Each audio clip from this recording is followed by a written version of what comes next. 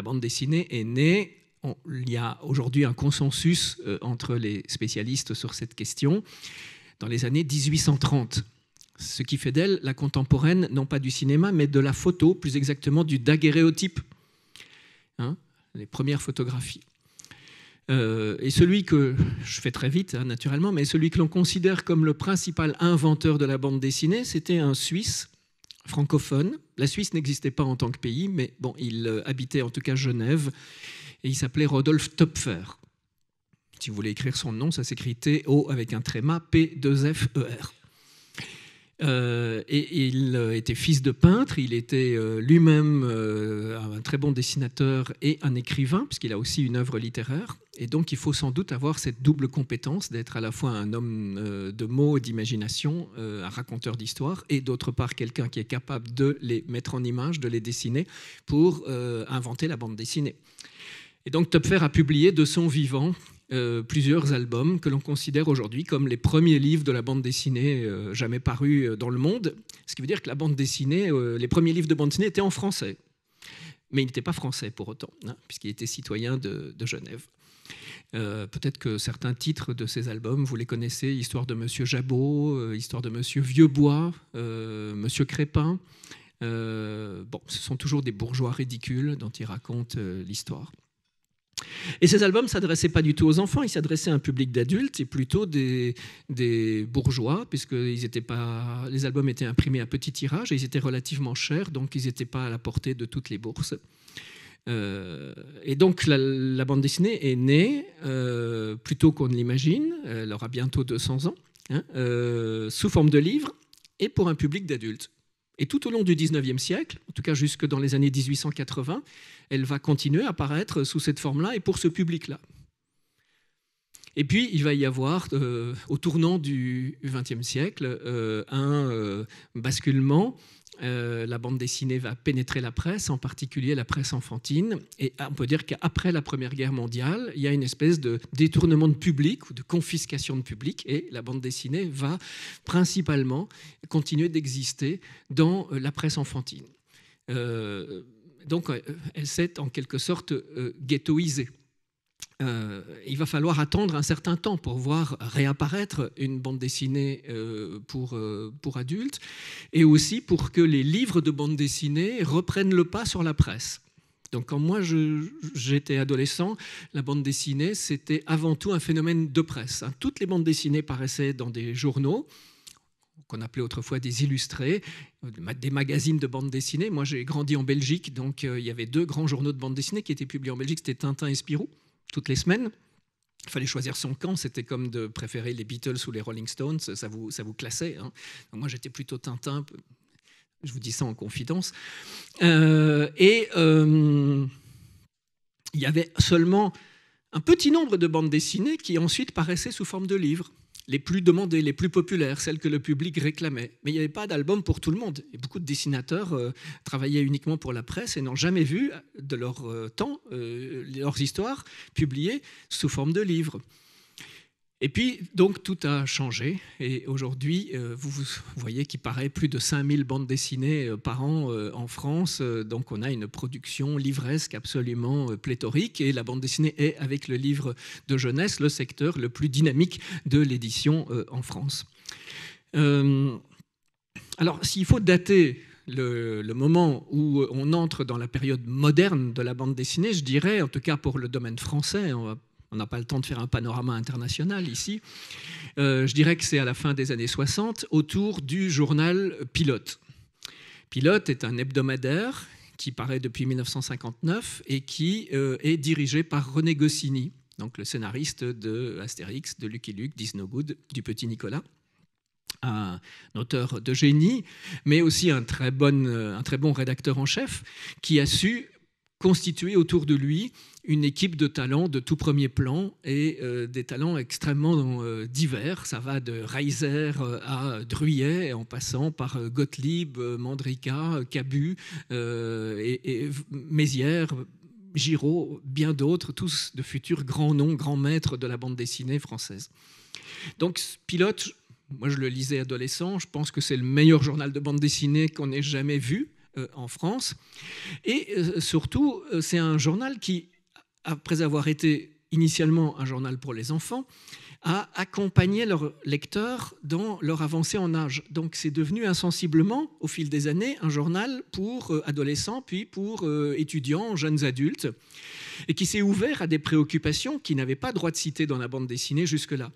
Ça s'est marqué encore plus fort après mai 68. Parce que mai 68 a fait souffler un vent de liberté sur la France et a eu un impact très fort sur toutes les productions culturelles, et notamment sur la bande dessinée.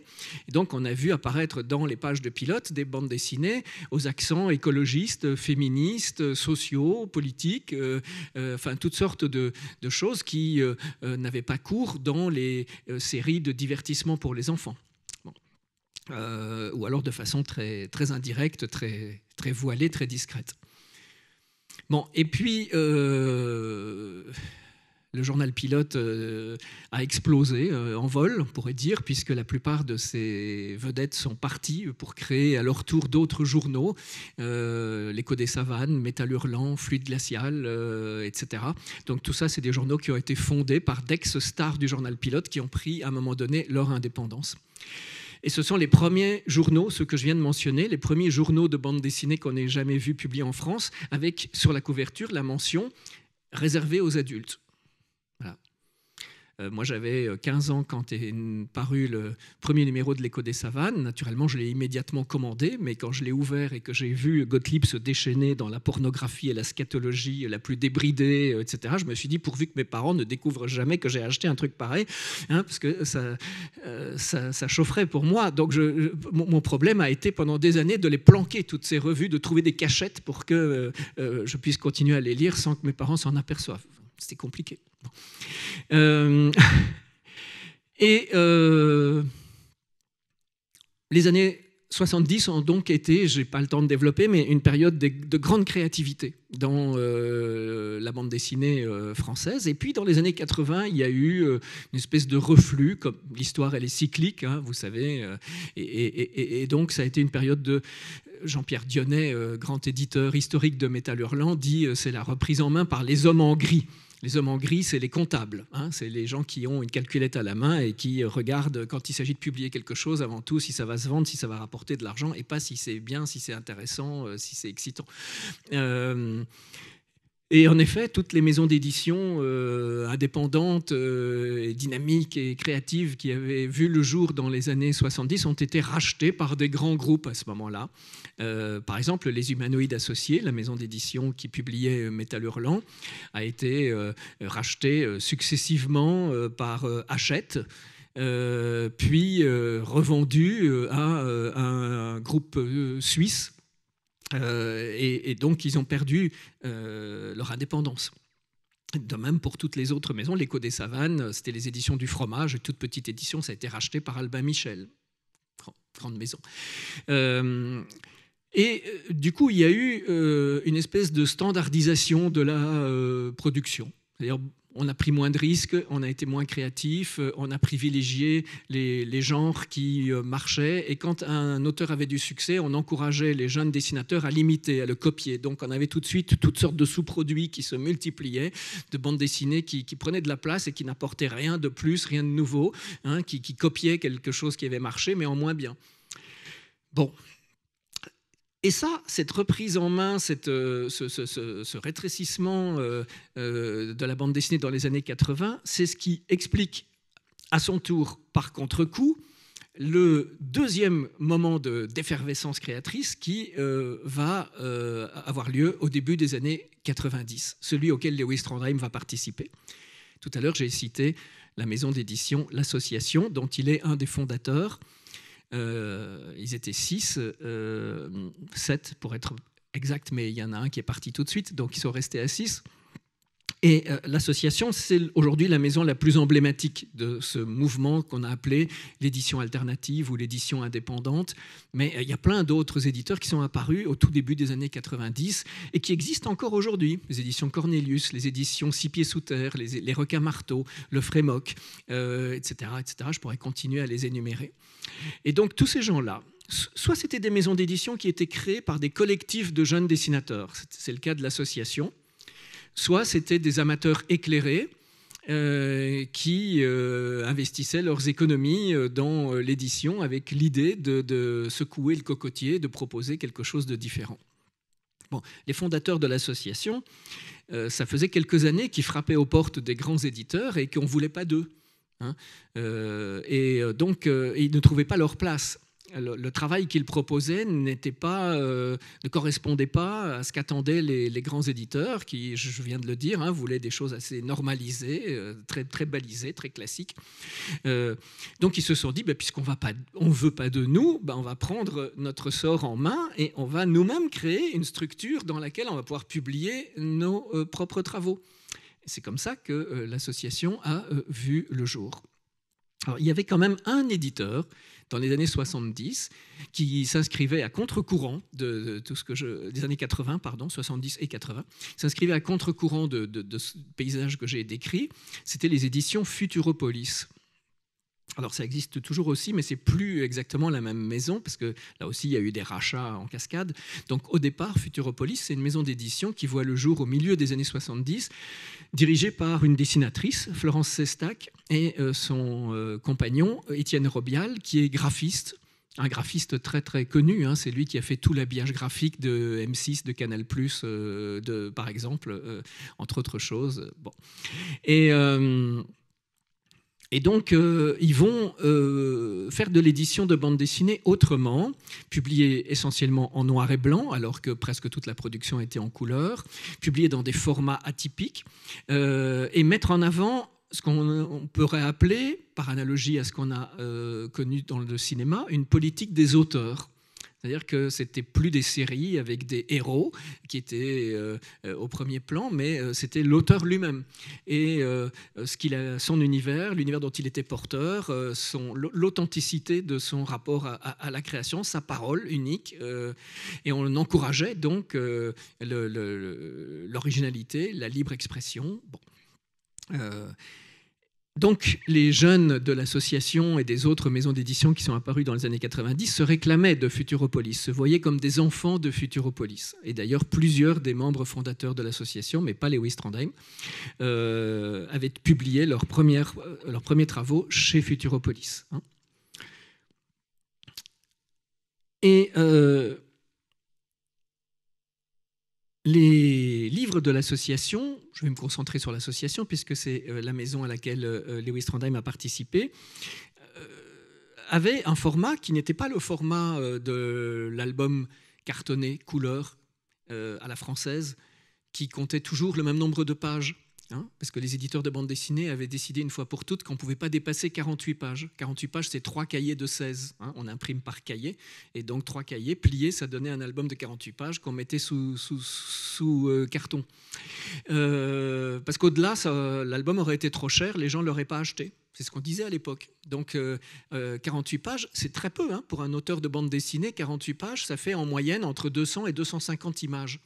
Essayer de raconter une histoire un peu ambitieuse avec une intrigue, des sous-intrigues, de fouiller un peu la psychologie des personnages, des moments qui ne soient pas entièrement dédiés à l'action, mais qui soient peut-être plus contemplatifs, plus réflexifs, plus poétiques, avec si peu de place. Ce n'est pas possible. Ce que vous pouvez raconter dans un album de 48 pages, c'est l'équivalent d'une nouvelle. Ce n'est pas l'équivalent d'un roman.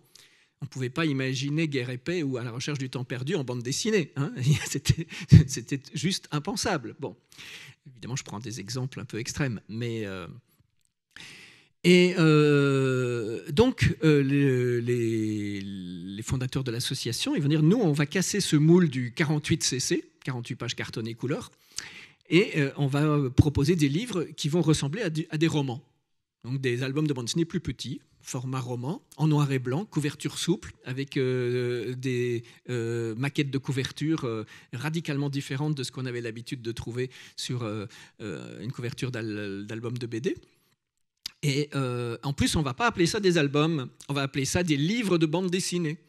Donc ils étaient très très virulents et dogmatiques d'une certaine façon, mais ils avaient des idées très arrêtées sur ce qu'ils voulaient faire.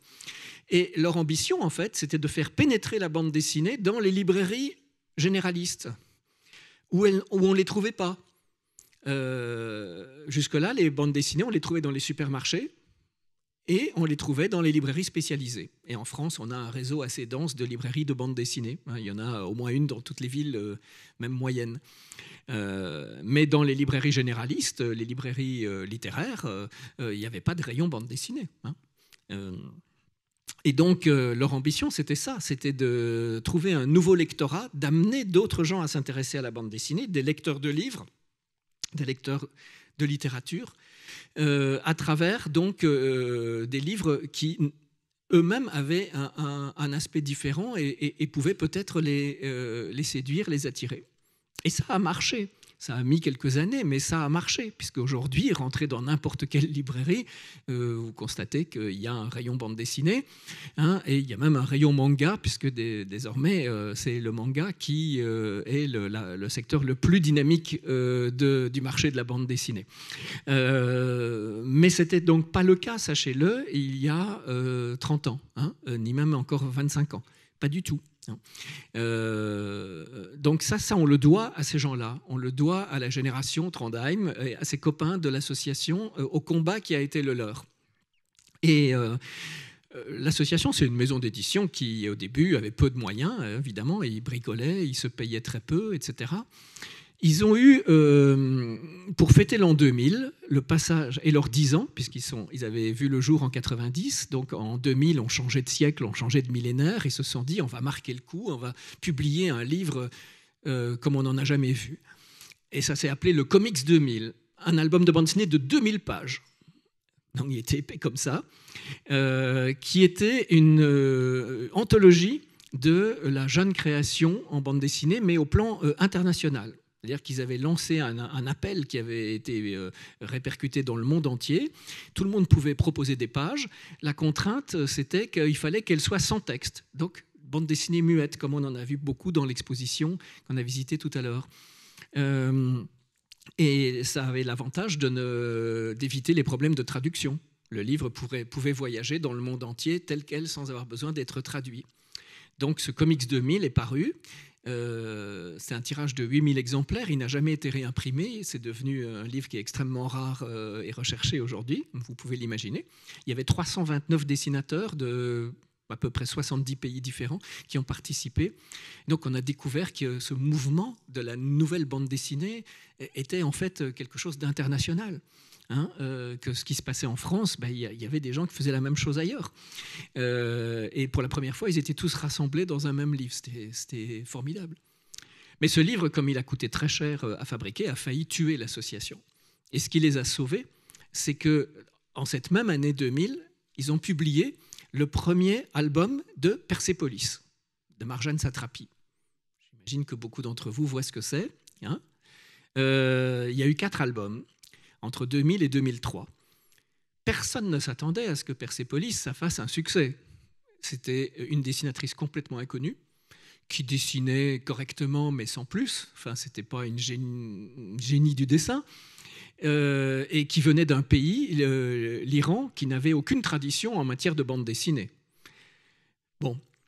Donc, ni la dessinatrice, ni l'éditeur ne s'attendaient à ce que ça recueille plus qu'un succès d'estime.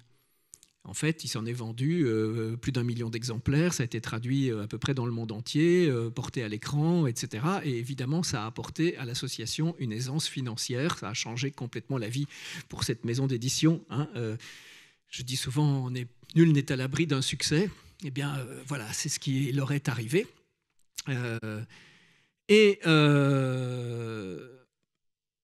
Entre ce paysage donc des années 90, où on a d'un côté les éditeurs traditionnels, Casterman, Dupuis, Dargaud, Le Lombard, deux qui sont apparus dans les années 70 ou au début des années 80 et qui font leur trou, qui sont Glénat et Delcourt. Et puis, de l'autre côté, toute cette génération de petits éditeurs indépendants qui proposent une autre bande dessinée. En tout et pour tout, on avait une 50aine d'éditeurs qui publiaient de la bande dessinée en France, petits, moyens ou gros. Aujourd'hui, 30 ans plus tard, on a 450 éditeurs qui publient de la bande dessinée. Quasiment toutes les semaines, j'en découvre un nouveau.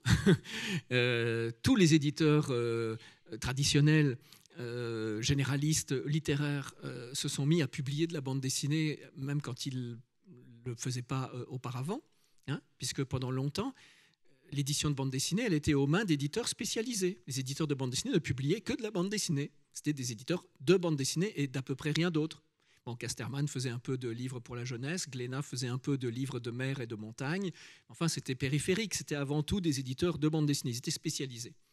Aujourd'hui, toutes les grandes maisons d'édition, Gallimard, Actes Sud, enfin, citez qui vous voulez, ils ont tous ouvert des collections ou des départements de bande dessinée. Donc, ça veut dire que tout le monde s'est mis à faire de la bande dessinée et qu'on est dans un marché qui est devenu beaucoup plus concurrentiel, hein,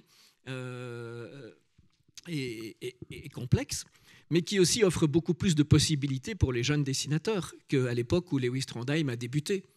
Aujourd'hui, si vous avez un petit peu de talent, vous trouverez forcément parmi les 450 éditeurs qui publient de la bande dessinée, vous en trouverez forcément un qui va s'intéresser à ce que vous faites et qui va vous publier. Hein.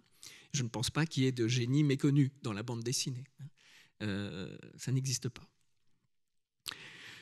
Bon, et qu'est-ce qui a changé encore dans le paysage ces 20 dernières années?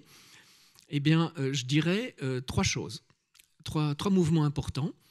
Premièrement, l'internationalisation. Donc, j'ai cité les mangas, j'ai parlé du Comics 2000 avec des auteurs du monde entier, mais on a cette chance en France d'être un pays qui traduit énormément.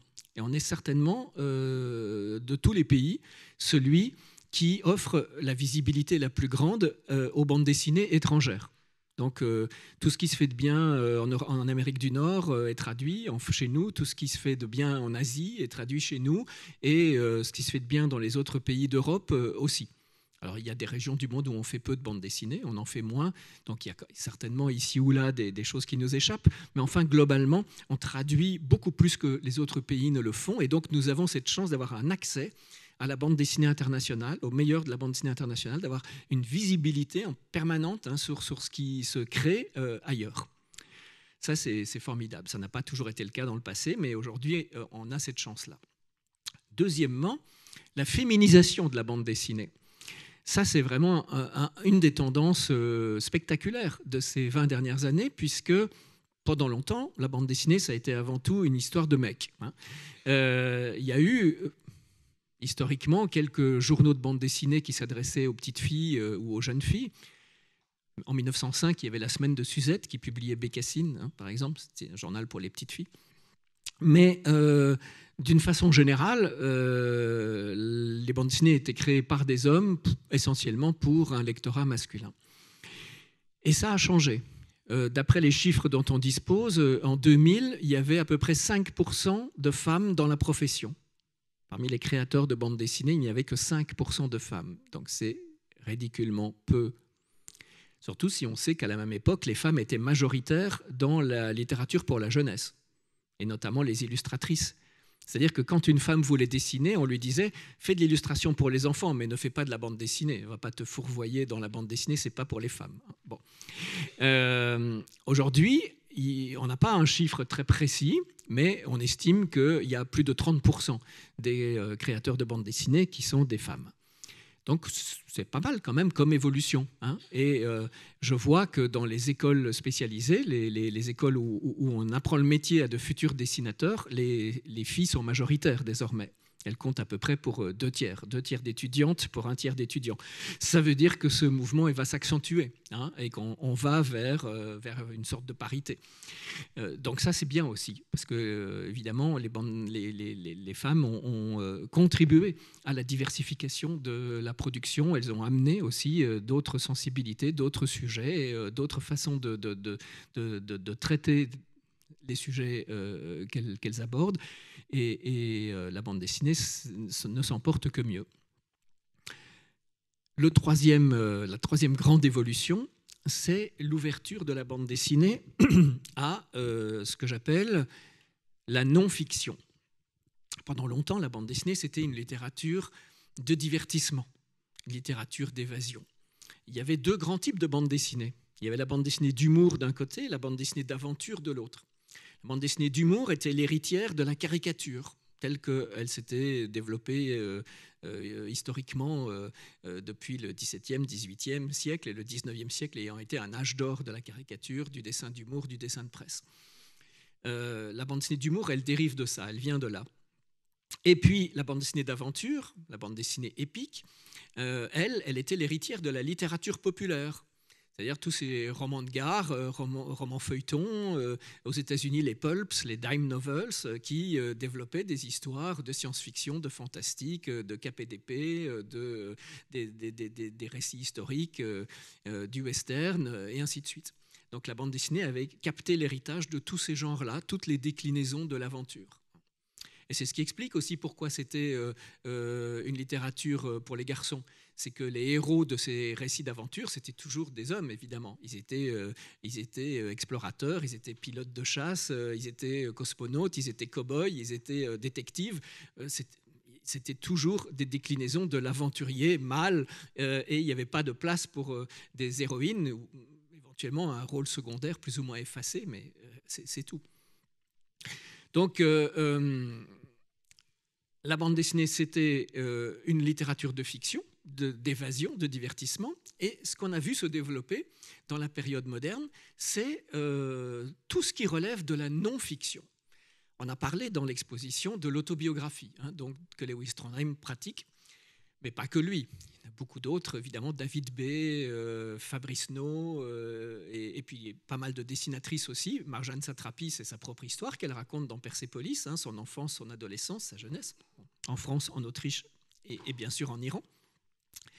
Art Spiegelman avec Maus, pour citer une bande dessinée que tout le monde connaît. Voilà, donc l'autobiographie. Récit de soi. On ne se cache plus derrière un héros, mais on est soi-même le protagoniste de l'histoire que l'on raconte. Les biographies de personnages célèbres, ce sont des bandes dessinées documentaires, d'une certaine façon. Et ça, c'est un genre qui, aujourd'hui, a formidablement le vent en poupe. Vous avez rentré dans une librairie de bande dessinée, regardez, vous avez des biographies d'hommes politiques, des biographies de grands savants, des biographies de cinéastes, des biographies de peintres. J'ai compté qu'il y avait au moins 6 albums sur Frida Kahlo et au moins une dizaine sur Vincent van Gogh. Donc voilà, c'est vraiment un genre qui s'est considérablement développé, la biographie. Le reportage en bande dessinée. Étienne Davodo en est un des spécialistes en France. Mais il y en a beaucoup d'autres, Joe Sacco aux États-Unis, très connu pour ça aussi. La bande dessinée de vulgarisation scientifique. Il y a des collections qui ont vu le jour, la petite BD-thèque des Savoirs au Lombard, Sociorama chez Casterman, qui sont des bandes dessinées qui associent un dessinateur avec un scientifique ou un journaliste ou un expert d'un sujet donné, qui amène le savoir, et le dessinateur vulgarise d'une certaine façon son propos en le mettant en forme. Le pari, c'est que la bande dessinée va permettre un accès plus facile à un plus large public à des sujets qui sont quelquefois complexes ou arides. Des gens qui ne liraient pas un essai sur telle ou telle question liront plus facilement une bande dessinée. Et il y a des succès considérables dans ce domaine-là aujourd'hui. Même la philosophie se décline en bande dessinée. Enfin, il y a que ce soit dans les mangas ou que ce soit dans la bande dessinée française, il n'y a aucun sujet qui ne puisse être traité en bande dessinée. Elle a montré qu'elle avait cette capacité finalement de porter avec ses moyens à elle, et notamment à travers des personnages qui incarnent le propos, à travers des métaphores graphiques, etc., n'importe quel discours, même parfois complexe.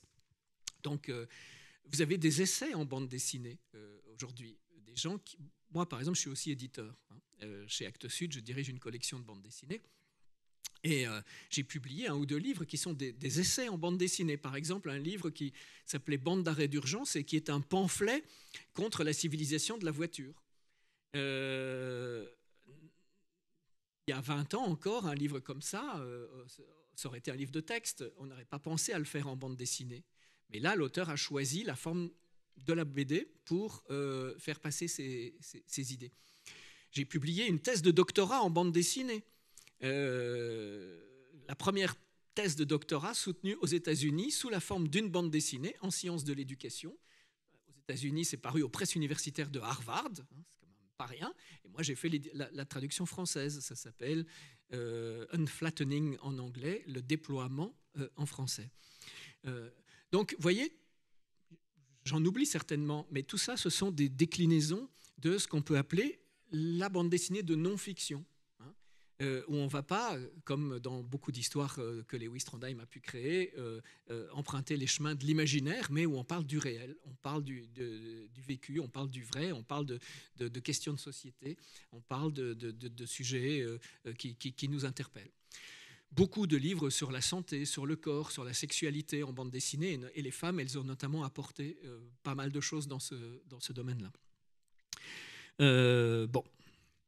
Donc voilà, si vous voulez, si je voulais être tout à fait complet sur les grandes évolutions de la bande dessinée moderne, j'ajouterais un rapprochement avec le monde de l'art. Et de plus en plus, la bande dessinée pénètre dans les musées et est perçue par, en tout cas pas par tout le monde, mais dans certains milieux et par certains esprits éclairés, comme quasiment une des formes de l'art contemporain.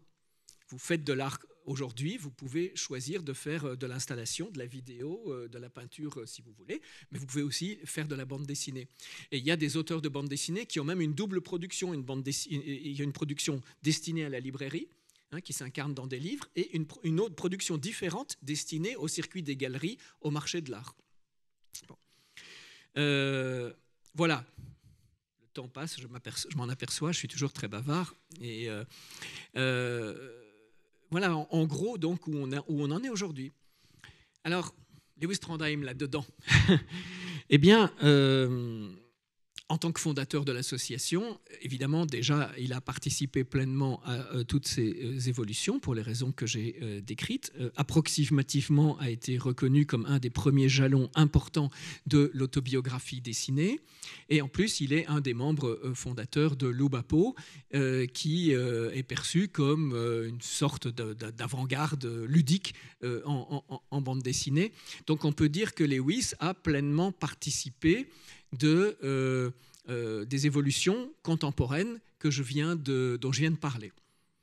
Un peu moins de la féminisation, puisque si Brigitte dessine ses histoires, en revanche, parmi les dizaines de dessinateurs avec lesquels il a collaboré, on cherche vainement une femme. Je lui ai déjà dit, je lui ai déjà fait la remarque. Bon. Mais cela mis à part, s'il participe pleinement de toutes ces évolutions, il y a aussi un certain nombre de singularités dans son parcours.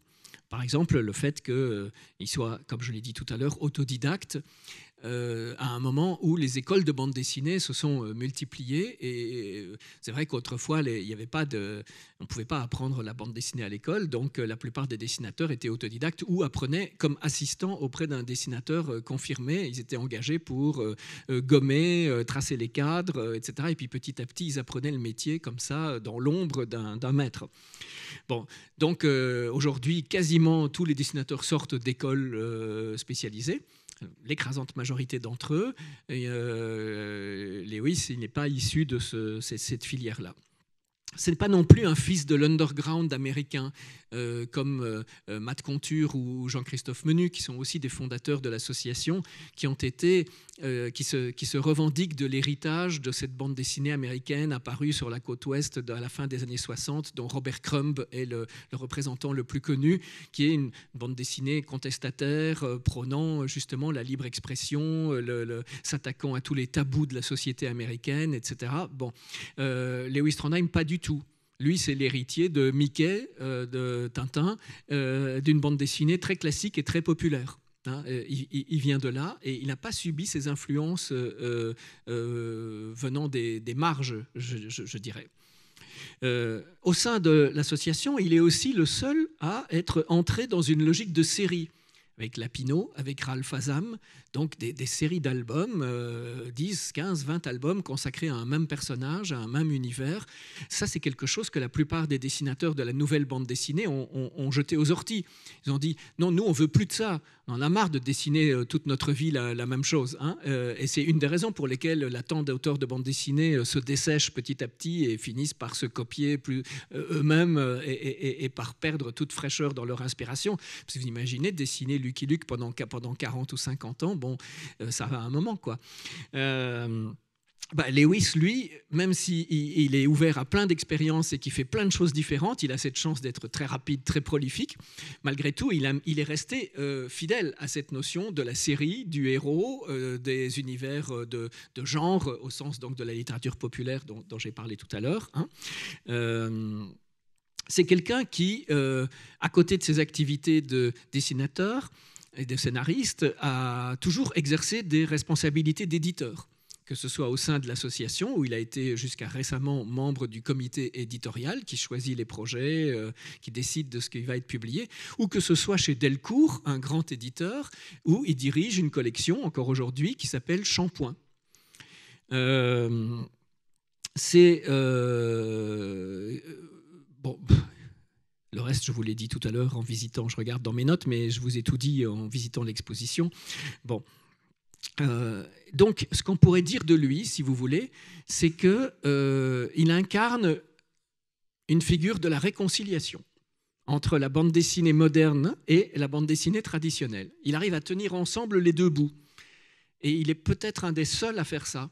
Et c'est ce qui lui donne une position finalement centrale et en même temps atypique dans le paysage de la bande dessinée d'aujourd'hui. C'est-à-dire qu'il fait de la bande dessinée classique, il fait de la bande dessinée de genre, il travaille pour Dargaud, pour Dupuis, pour Delcourt. Et à côté de ça, il continue à travailler pour l'association, à faire des choses très expérimentales, très personnelles, des bandes dessinées qui ne cherchent pas à plaire ou à se couler dans tel ou tel moule à succès. Donc, il est vraiment au carrefour, si vous voulez, d'une certaine tradition de la bande dessinée populaire, de la bande dessinée commerciale, de la bande dessinée de divertissement, et en même temps de la bande dessinée contemporaine dans ce qu'elle peut avoir de plus expérimental, de plus novateur, de plus excitant, finalement. Il arrive à tenir ensemble les deux bouts. Franchement, il y a très peu de noms, très peu d'exemples que je pourrais citer de collègues à lui qui sont sur une position médiane comme ça, une position conciliatrice, fédératrice.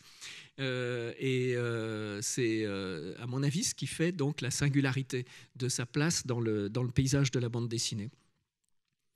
Alors, c'est aussi quelqu'un qui est beaucoup intervenu, je vais terminer là-dessus avant de répondre à vos questions, c'est aussi quelqu'un qui est beaucoup intervenu en tant que porte-parole de la profession.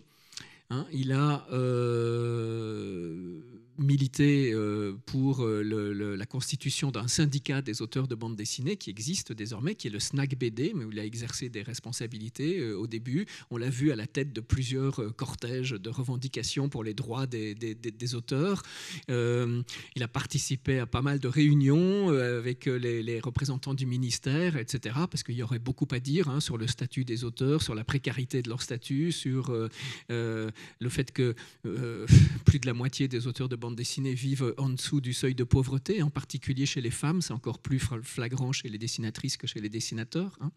Même s'il y en a quelques-uns qui gagnent très bien leur vie, ce sont les arbres qui cachent la forêt, donc c'est plutôt un métier difficile. Et Lewis Trondheim, il a été aux avant-postes de tous les combats de la profession ces 10 dernières années comme porte-parole. C'est lui aussi, l'année où il était président du Festival de la bande dessinée à Angoulême, qui du coup présidait le jury, comme c'est la tradition, et qui a fait couronner comme meilleur livre de l'année un manga. C'est la première fois que le Festival d'Angoulême couronnait un manga, et c'est Lewis Trondheim qui a insisté pour ça, et qui a fait passer ce prix. Parce que pour lui, c'était important de reconnaître que à l'époque, c'était 30% environ des bandes dessinées qui étaient publiées en France, c'était des mangas. Aujourd'hui, c'est 55%. Bon. Et donc, il n'y avait pas de raison qu'ils soient tenus à l'écart du système des prix. Et il fallait ouvrir aussi la porte à ces gens-là et leur offrir une visibilité dans les instances de légitimation. Voilà, ça a été un de ses combats. En l'occurrence, c'était un album de Mizuki Nononba, pour ceux qui connaissent. Et enfin, c'est lui qui, il n'y a pas très longtemps, il y a quoi, 2 ans peut-être, estimant que le ministre ou la ministre de la Culture ne tenait pas ses engagements pour améliorer le sort des auteurs, a renvoyé au ministère sa médaille de chevalier des arts et lettres, en faisant toute une mise en scène, puisqu'il s'est filmé en vidéo en faisant semblant de se tailler les veines et pour que son sang coule sur la décoration qui lui avait été remise.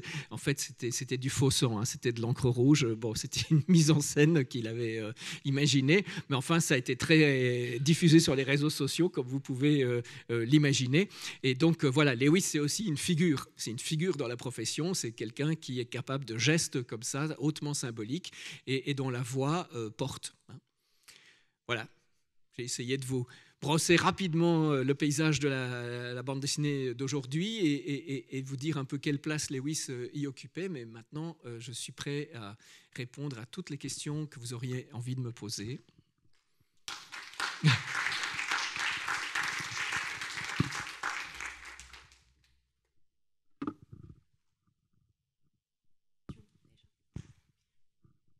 Sinon, est-ce que ça... Oui, ça marche. Moi, j'en ai quelques-unes de questions.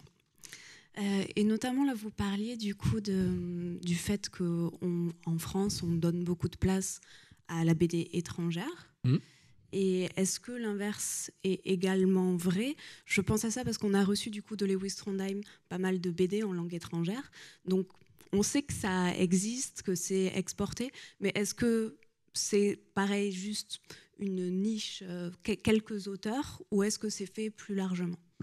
Non, il n'y a pas vraiment de réciprocité. Hein. Aux États-Unis, on traduit très peu de bandes dessinées en provenance d'Europe, très peu. Et au Japon aussi. Il y a quelques bandes dessinées qui ont été traduites, hein, bien entendu. Les Cités obscures de Schouten et Peters ont été traduits en japonais, par exemple, et ont reçu des prix. Et les auteurs ont été reçus là-bas en grande pompe. Bon.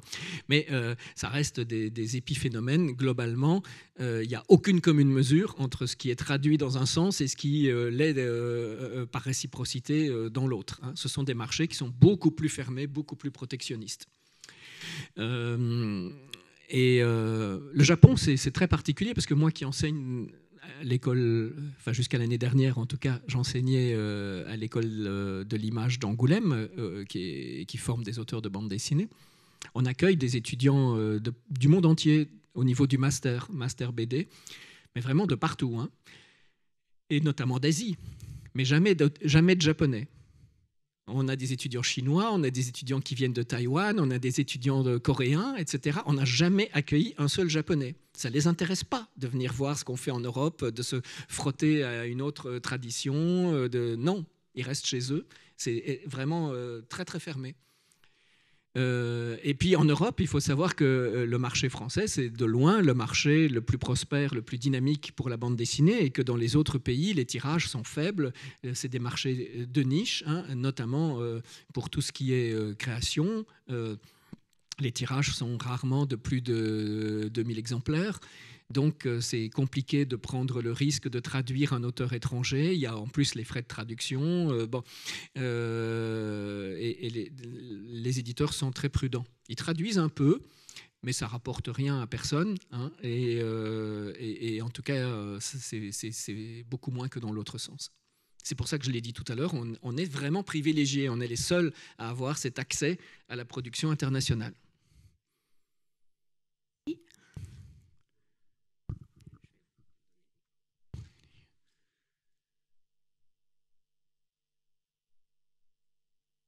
Moi, j'aurais une question par rapport à l'éducation et la BD. Donc aujourd'hui, dans le système éducatif, on a beaucoup de livres, de manuels scolaires assez écrasants. Là, vous avez parlé d'une thèse qui a été du coup écrite en BD. Oui. On a des scientifiques qui commencent à écrire de la BD. Est-ce qu'on va pouvoir voir dans le paysage scolaire des BD comme programme éducatif, peut-être pas, mais comme support ou... Parce qu'aujourd'hui, il faut que ça devienne ludique, il faut que l'élève soit intéressé, vu qu'ils sont surtout accrochés à leurs écrans. Est-ce que la BD va devenir un support ou est-ce que vous voyez un élan vers ça, vers l'éducatif ? Alors, je ne pense pas que les manuels vont être en bande dessinée, mais par contre, ça fait longtemps, ça fait plusieurs décennies que la bande dessinée entre à l'école, et d'ailleurs l'Éducation nationale publie régulièrement des listes de bandes dessinées recommandées, hein, et dans les manuels, il y a des bandes dessinées qui sont citées. Moi, ce que je déplore, c'est que la bande dessinée, elle est toujours utilisée comme moyen pédagogique, auxiliaire pédagogique, pour accéder à un autre savoir.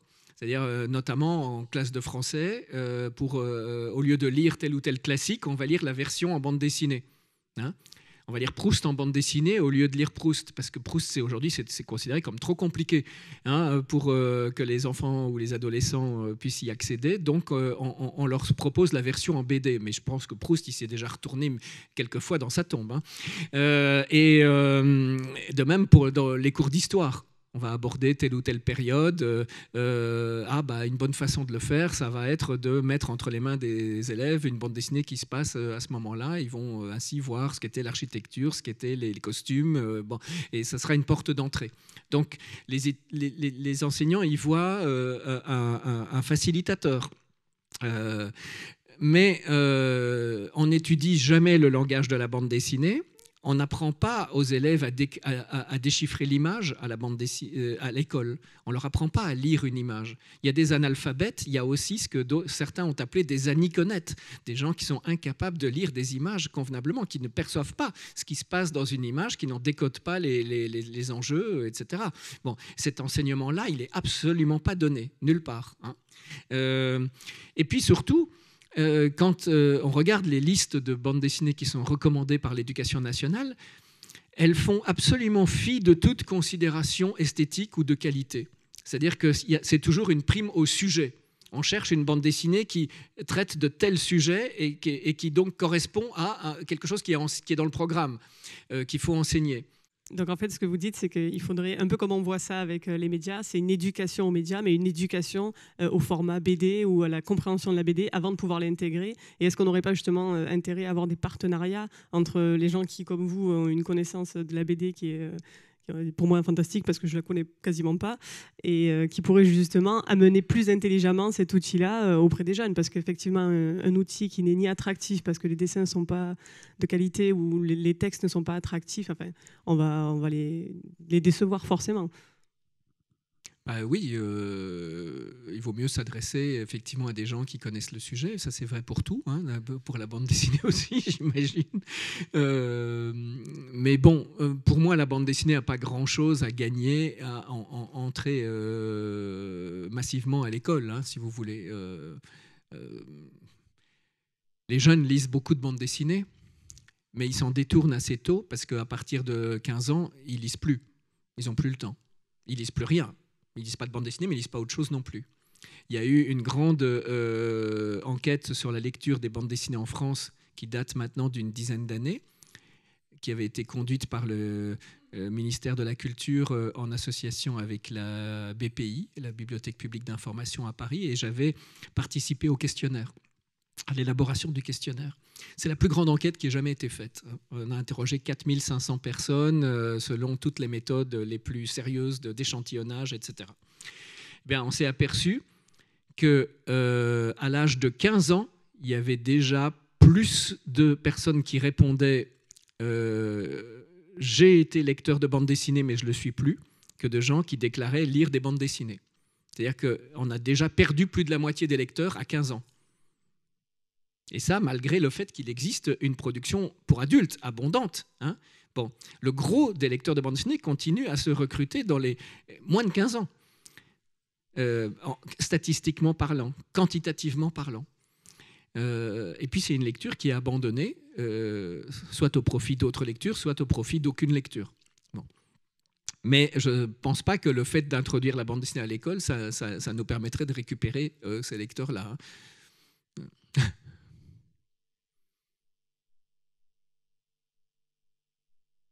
Je vais rebondir juste du coup sur... là, vous parliez de ces sondages qui peuvent indiquer qu'à 15 ans, ça y est, ils ne lisent plus de bande dessinée. Nous, on a vu récemment là, le rapport du ministère de la Culture sur les usages en 2021. Et on s'est étonné donc on demande si donc c'est sur un public adulte. S'ils ont regardé la télévision, s'ils ont... C'est l'enquête sur les pratiques culturelles des Français. C'est l'enquête des pratiques, voilà. Qui a lieu tous les 7 ans depuis plusieurs décennies. C'est ça. Et celle de 2021, donc on a lu un livre cette année, entre parenthèses, hors bande dessinée. Et on a un autre onglet en dessous, bande dessinée. Alors on ne savait pas trop comment l'interpréter. Est-ce qu'il faut s'indigner que la bande dessinée ne soit pas dans le non, livre moi ça classique. m'indigne pas. Je pense que c'est juste une façon d'introduire un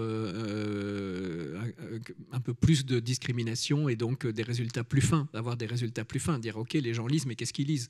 Ils lisent de la bande dessinée, c'est très bien. Bien sûr que la bande dessinée, c'est des livres. Mais est-ce que c'est de la bande dessinée qu'ils lisent? Est-ce que c'est autre chose? Bon, le fait d'introduire des sous-questions, ça permet d'aller un petit peu plus loin dans la finesse de l'analyse. Moi, ça ne me choque pas. C'était la seule sous-catégorie. Donc, c'était la seconde interprétation aussi de se dire, du coup, c'est très valorisant pour la bande dessinée d'être la seule qui est mise en avant, ou est-ce que... Voilà, on avait cette interrogation-là. Pour vous, c'est... Moi, l'enquête sur les pratiques culturelles des Français, vous savez, je la regarde de près depuis longtemps, et c'est la lecture la plus accablante qui soit. Parce que ça prouve que toute la politique culturelle qui est menée en France depuis Malraux a échoué. Puisque c'est quoi le but de la politique culturelle conduite par l'État? C'est d'amener le plus grand nombre aux pratiques culturelles, faire en sorte que les gens qui n'iraient pas spontanément, parce qu'ils n'ont pas été éduqués dans leur famille à ces pratiques-là, puissent quand même un jour pousser la porte d'un musée, aller voir une exposition, aller au concert, aller au théâtre, etc. Bon. Entrer dans une librairie.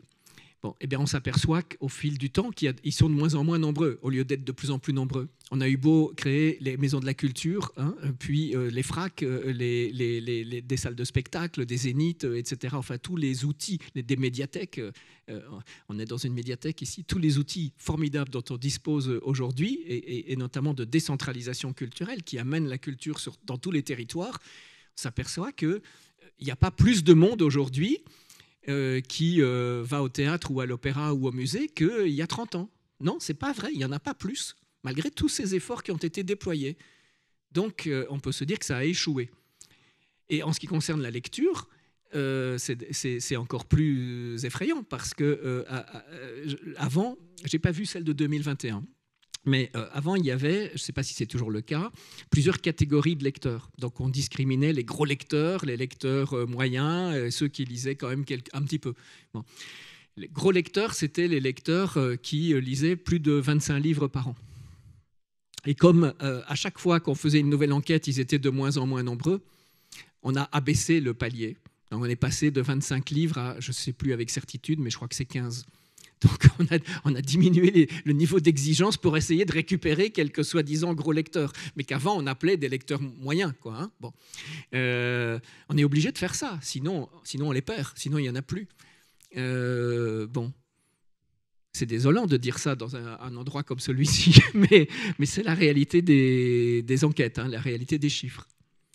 En même temps, quand on voit que les gens passent 3 heures par jour devant la télé, 5 heures sur leur téléphone ou sur Internet, on se demande quand ils auraient le temps d'ouvrir un livre ou d'aller voir une exposition.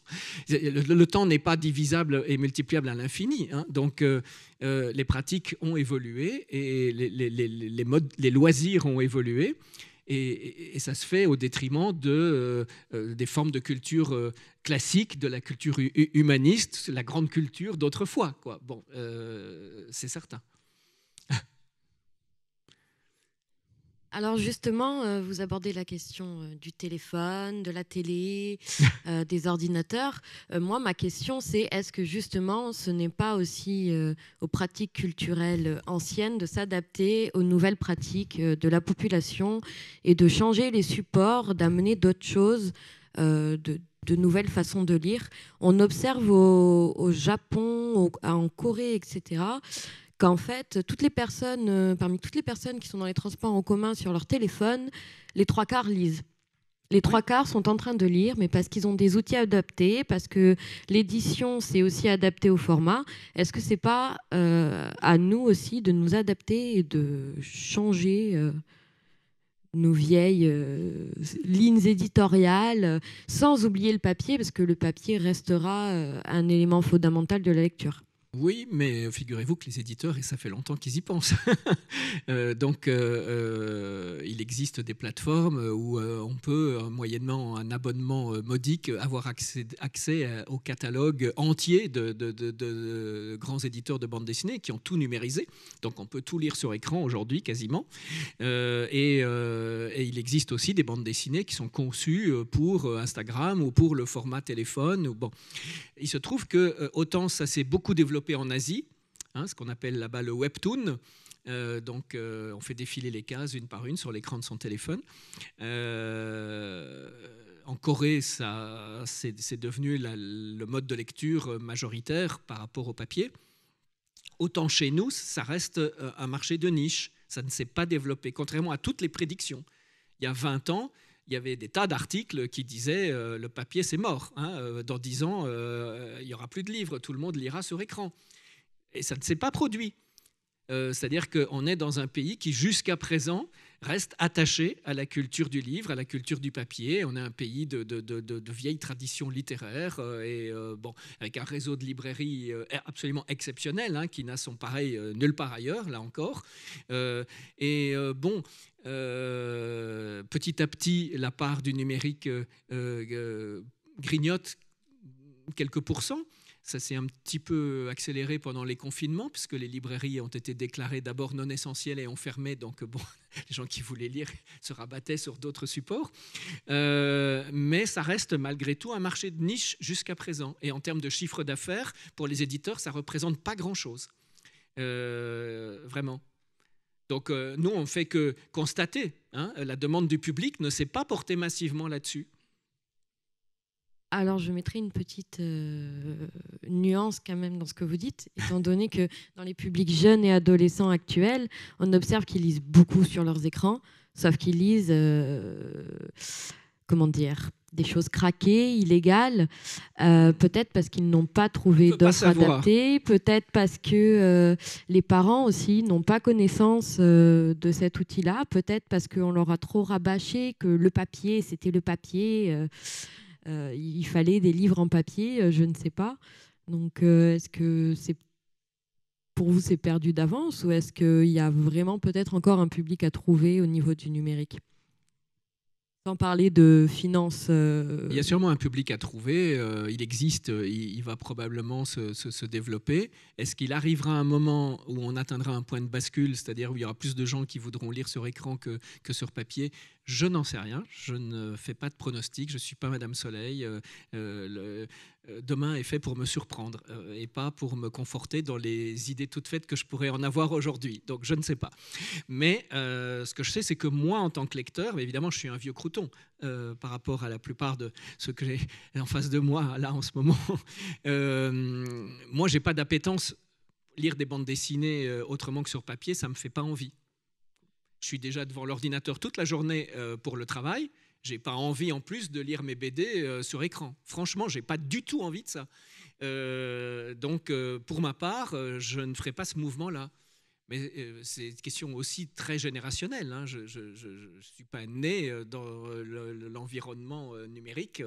Et donc, je suppose que d'autres plus jeunes ne vivent pas les choses de la même manière. Bon. On va peut-être arrêter là, du coup, il est 17h30. Merci beaucoup. Je ne sais pas si, est-ce que vous voulez un mot de la fin ?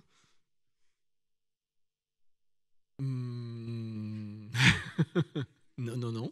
Bonne fin de journée à tous et merci pour votre attention. Merci.